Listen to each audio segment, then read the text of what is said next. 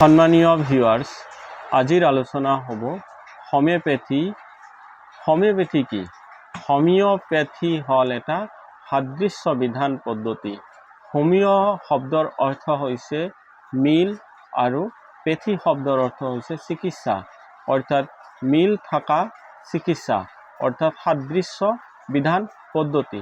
ব্যক্তিৰ জীৱনত যিবিলাক লক্ষণসমূহ হ'ব আৰু ঔষধৰ লগত সেই ব্যক্তি জীৱনৰ লক্ষণসমূহক মিলাই তাৰ পিছত তেখেতক এটা সূক্ষ্ম ড'জ, সূক্ষ্ম ঔষধ চিলেকশ্যন হ'ব, যিটো সূক্ষ্ম চিলেকশ্যনত ব্যক্তিজনৰ যিটো জীৱনী শক্তি এইটো উজ্জীৱিত হ'ব, এইটো ষ্ট্ৰং হ'ব, আৰু জীৱনী শক্তি ষ্ট্ৰং হোৱাৰ লগে লগে ব্যক্তিৰ জীৱনত হোৱা যিবিলাক বেমাৰ, যিবিলাক অসুখ অসুবিধা ইত্যাদি স্থায়ীভাৱে সমাধান হ'ব।